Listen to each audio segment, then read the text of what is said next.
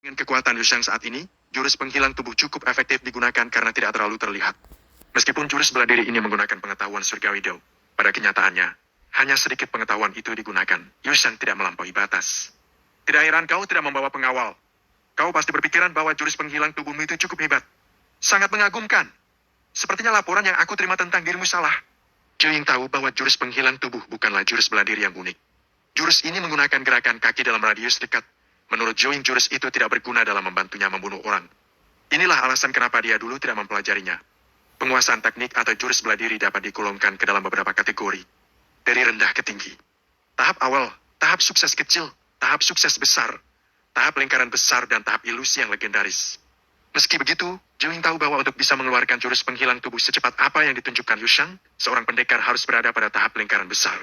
Selama orang yang menguasai jurus ini tidak menemukan lawan yang sepadan seperti petarung lain yang ahli dalam jurus gerakan atau lawan yang berada pada level energi murni yang lebih tinggi dari penggunanya, maka tidak ada yang bisa menandinginya. Di tahap lingkaran besar, seseorang sudah berada di puncak tahapan latihan bela diri. Karena di puncak sudah tidak ada jurus yang dipelajari. Kecuali, mungkin ada monster yang memiliki pemahaman yang luar biasa. Tahap lingkaran besar ini tidak akan berguna. Sementara itu, tahap pemecah ilusi memerlukan latihan yang sangat keras dan sangat menakutkan. Oleh karena itu, tahap ini disebut sebagai tahap legenda karena hampir tidak ada orang yang mampu mencapainya. Lebih mudahnya, tahap lingkaran besar dianggap sebagai tahap terakhir dalam penguasaan ilmu bela diri. Zhou Ying selalu percaya diri dengan kemampuannya, tetapi kali ini dia agak ragu. Dia tidak ingin kalah dari Yushang. Kau mencoba menyanjungku. Tidak ada gunanya. Aku tetap harus membunuhmu, kata Yushang ringan. Haha! Seolah-olah dia baru saja mendengar sebuah lelucon. Zhou Ying tertawa liar sebelum berkata, dasar anak tidak tahu luasnya langit dan bumi. Aku akui gerakanku lebih rendah jika dibandingkan denganmu. Tapi aku rasa dua orang di sampingmu tidak memiliki jurus pada tahap lingkaran besar, kan? Aku ingin melihat bagaimana bocah lemah sepertimu yang hanya memiliki kekuatan di tingkat ketiga energi murni akan menerima pukulanku. Zhou Ying adalah seorang veteran pertempuran. Setelah satu serangannya gagal, dia segera mencari cara lain. Tentunya, dua orang di samping Yushang adalah kelemahan terbesar Yushang. Tang Yu masih terlihat baik-baik saja. Tetapi lu sudah kelihatan seperti seekor domba yang menunggu untuk disembelih di mata Zhou Ying. Teknik gerakanmu memang cepat. Kecepatan itu tidak akan ada gunanya jika aku menyerangmu secara langsung, batin Zhou Ying. Senyum liar di wajah Zhou Ying membeku diganti dengan wajah yang penuh kebingungan. Semua orang bisa melihat kalau aura kekuatan Yushang mulai meningkat secara cepat. Puncak tingkat ketiga energi murni Qi. Tingkat keempat energi murni Qi. Tingkat keenam energi murni Qi. Alam kekuatan kanuragan Yushang menerobos hambatan dari tingkat ketiga energi murni Qi ke tingkat keempat energi murni Qi dan terus meningkat melaju pesat ke tingkat lebih tinggi. Akhirnya kekuatan itu mencapai puncaknya di tingkat keenam sebelum berhenti. Melihat kejadian ini, Zhou Ying kaget dan terdiam sampai lupa untuk bergerak selama beberapa saat. Bagaimana mungkin ini terjadi? Zhou Ying menarik nafas dingin. Dia tiba-tiba teringat Yushang yang sebelumnya menelan pil obat. Ini mungkin efek dari pil obat itu. Meskipun dia pernah mendengar bahwa beberapa pil obat mampu meningkatkan kekuatan secara cepat, ini adalah kali pertama dia melihat dengan matanya sendiri sebuah pil obat yang dapat meningkatkan kekuatan 3 tingkat secara langsung. Zhou Ying sesaat berpikir jika dia memiliki obat seperti ini, misi yang diemban hari ini akan bisa diselesaikan semudah memotong sayuran. Namun kenyataannya adalah bahwa di depannya ada seorang pemula yang awalnya memiliki perbedaan dari 4 tingkat kekuatan dengan dirinya dalam sekejap mata bisa mencapai tingkatan yang hanya berbeda 1 tingkat dengan dirinya. Meskipun tingkat ke-6 energi murni dan tingkat ke-7 tidak berada pada tingkat yang sama, tanpa diragukan lagi, Yushang sudah memiliki modal untuk bertarung dengannya sekarang. Ditambah dengan jurus penghilang tubuh tahap lingkaran besar yang dia kuasai, sangat mungkin bagi Yushang untuk melawan Zhou Ying. Zhou Ying tiba-tiba merasa bahwa hari ini sangat aneh. Bocah di depannya ini benar-benar memberinya terlalu banyak kejutan. Awalnya, dia mengeluhkan bahwa misinya terlalu gampang. Sekarang, dia tidak bisa berhenti menyesali kenapa setuju untuk melakukan misi ini.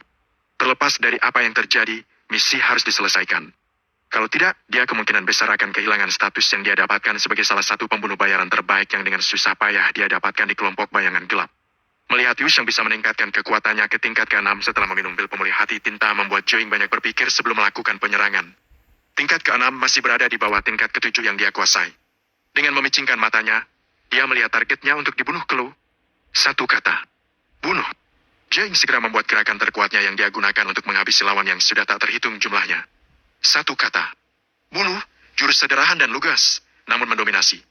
Gerakannya langsung, namun tidak mencolok.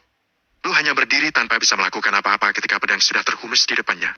Senyum menyeramkan melintas di wajah Zhou Ying seolah-olah dia sudah melihat si cantik, Lu, sekarat. Dan kesedihan yang menyayat hati di wajah Yushang.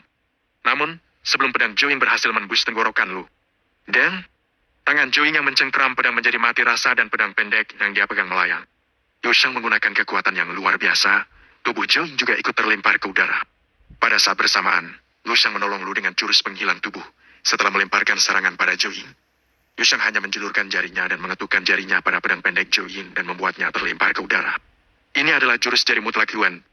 Jurus jari Yuan sudah mengalami beberapa kemajuan. Mencapai tahap awal setelah beberapa hari Yu Shang berlatih meningkatkan kekuatan kanuraganya. Teknik bela diri pada tingkat atas ini jelas tidak mudah dipelajari. Untuk mencapai tahap ini hanya dalam beberapa hari saja sudah menunjukkan betapa luar biasanya Yu Shang. Meskipun jurus jari mutlak Yuan merupakan jurus di tahap awal, mengeksekusinya dengan menggunakan kekuatan tingkat ke-6 energi murni yang Yu Shang miliki saat ini bukanlah sesuatu yang bisa dihadapi oleh Joying. Joying berguling di tanah. Huek! Dia mengeluarkan darah dari mulutnya. Melihat Joying, Yu Shang berkata dingin. Aku hanya akan menggunakan satu jari. Entah kau bisa melarikan diri atau tidak, itu tergantung pada kemampuanmu. Organ bagian dalam tubuh Joying dalam kondisi buruk. Dia sadar jika dia sedang berhadapan dengan orang tangguh. Bocah ini jelas berpura-pura menjadi babi untuk memakan-makan. Dia terlalu kuat. Sambil menekan lukanya, Joying tidak peduli dengan keadaan sekitarnya dan mulai mengumpulkan semua energi yang dia miliki. Dia ingin melarikan diri. Joying bisa merasakan Yu Shang ingin membunuh dirinya. Jelas, tindakannya yang berusaha membunuh Lu benar-benar membuat Yu Shang marah. Joying menggunakan semua kekuatan di tubuhnya untuk melarikan diri. Dia bahkan bisa merasakan kecepatan saat ini lebih cepat daripada sebelumnya. Sangat cepat sehingga teknik gerakannya telah menyentuh ambang tahap lingkaran besar. Pencapaiannya ini membuatnya sangat gembira. Aku bisa melarikan diri. Aku pasti bisa melarikan diri. Joying berteriak dalam pikirannya dan kemudian kesadarannya sedikit demi sedikit mulai kabur. Ke-25, anjing penjaga keluarga Wan.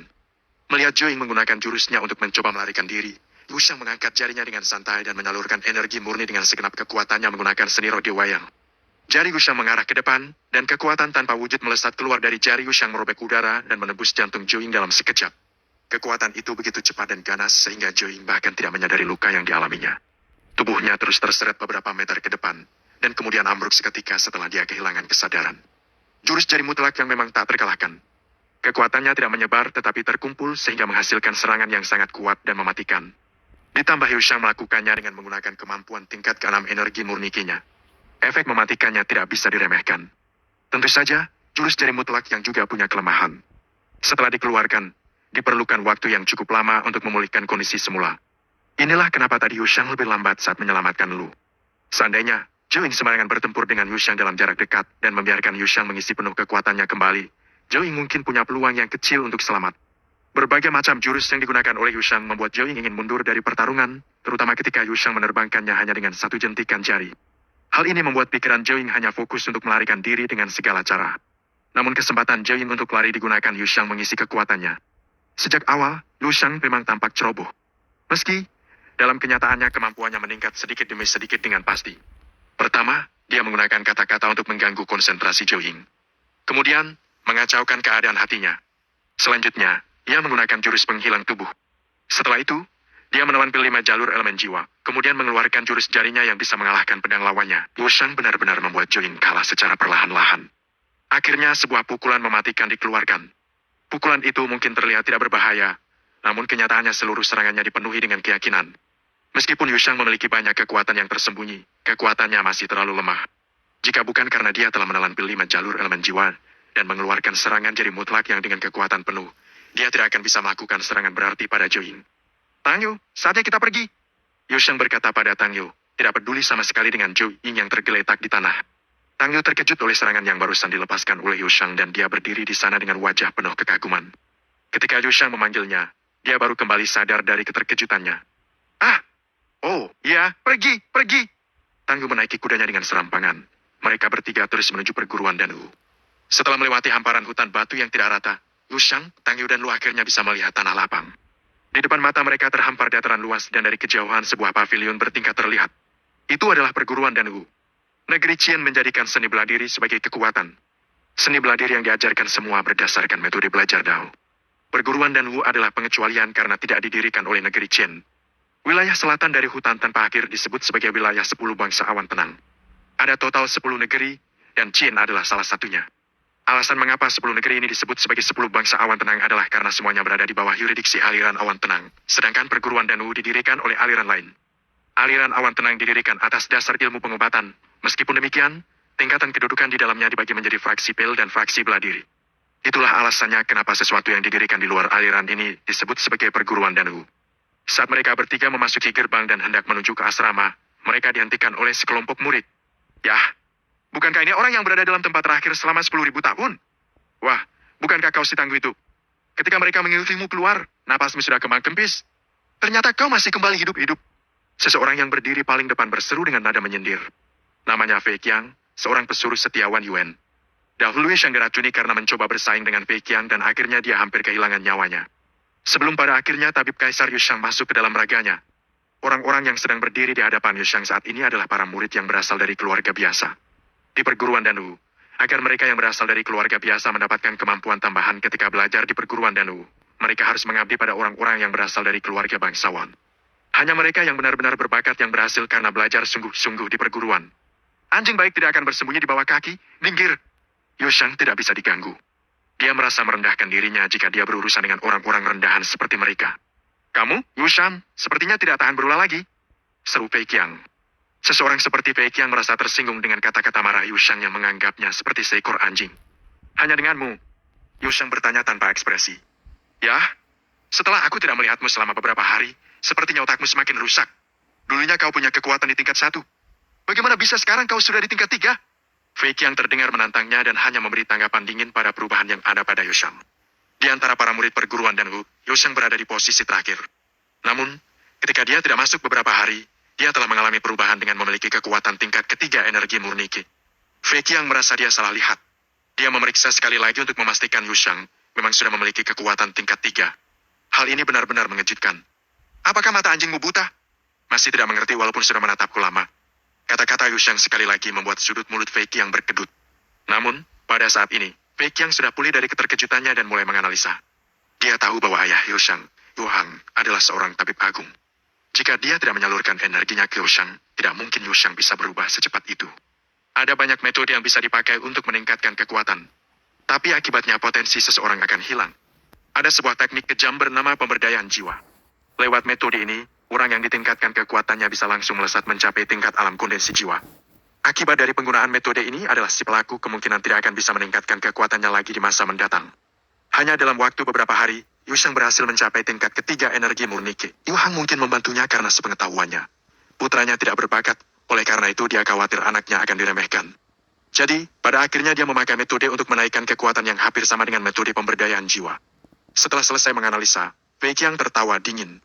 Seorang pemula seperti Yushang, meskipun memiliki tingkatan bela diri yang cukup tinggi tidak akan mampu bertarung dengan dirinya.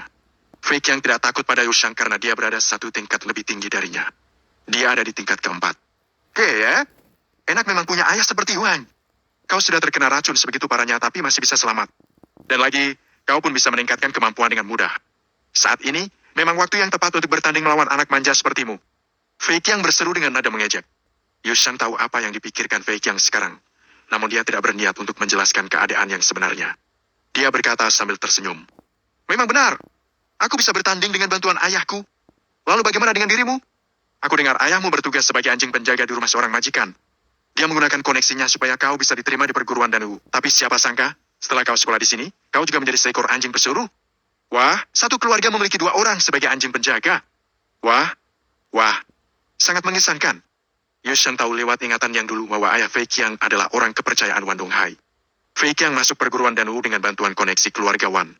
Tanpa cara seperti itu, Fei Qiang tidak akan mungkin bisa masuk ke perguruan ini. Tang Yu dan Fei Qiang, meskipun berasal dari latar belakang yang sama, yaitu keluarga biasa, berada di tingkat keempat energi murni Qi, namun kondisi mereka berbeda.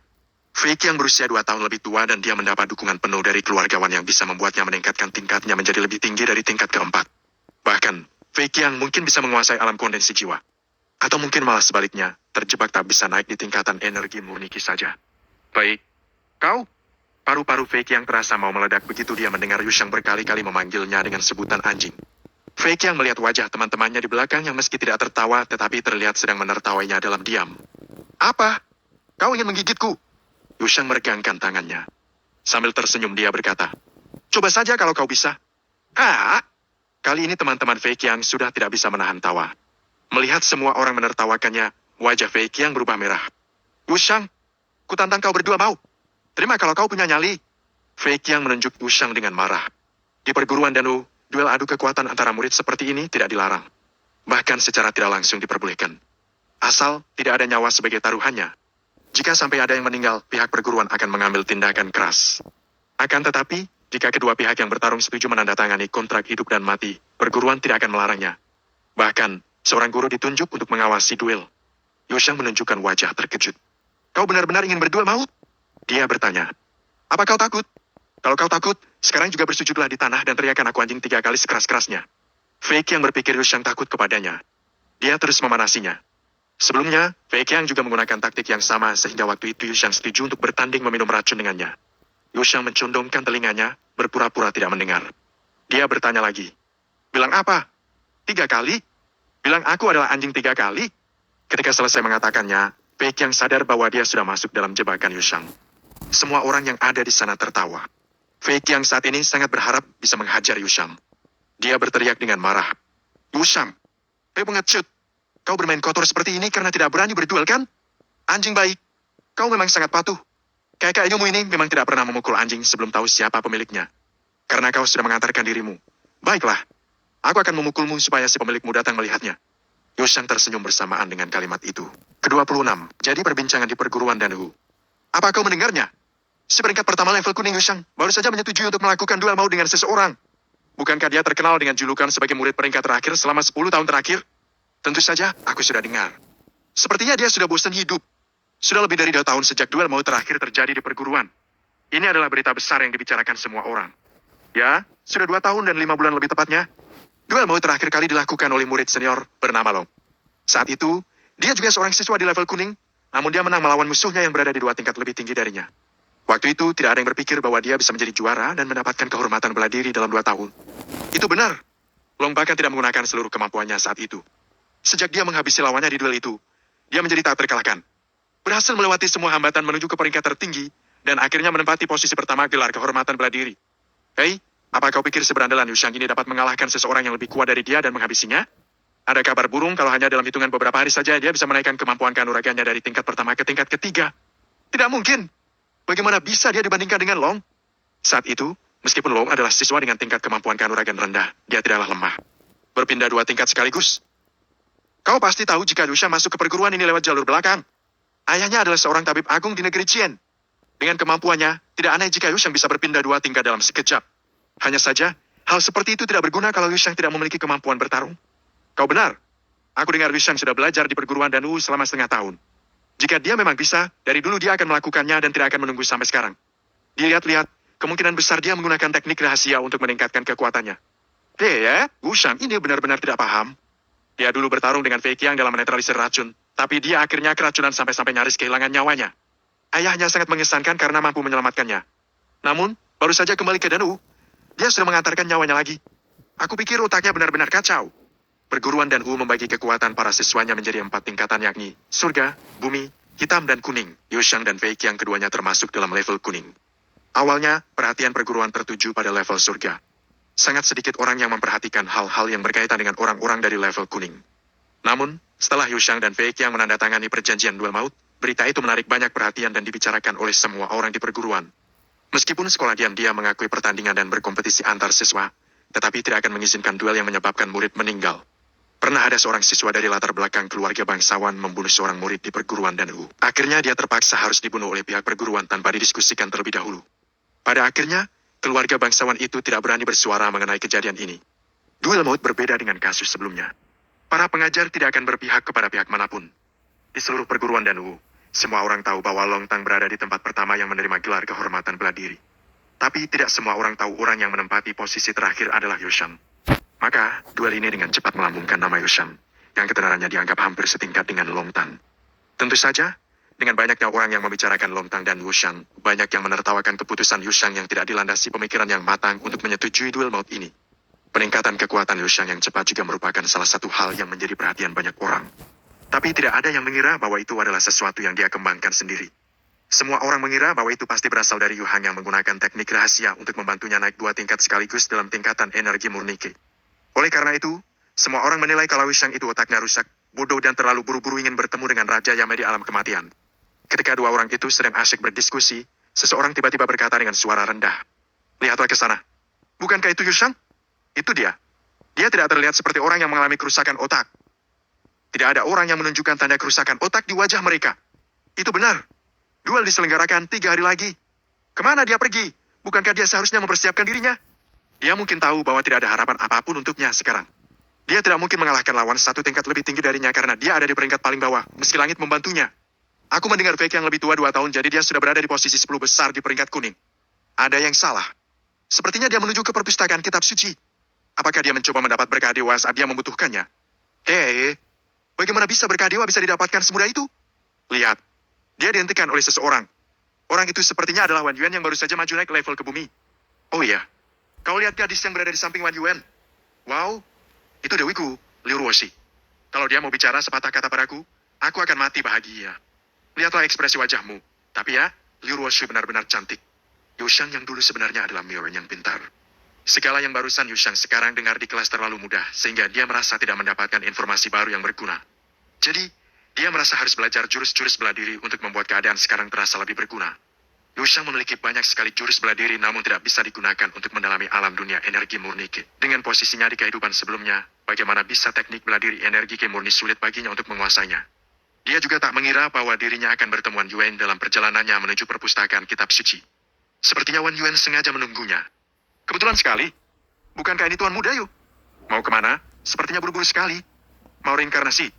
Wan Yuan berkata dengan penuh senyuman, tapi sorot matanya seolah dia melihat orang yang sudah mati.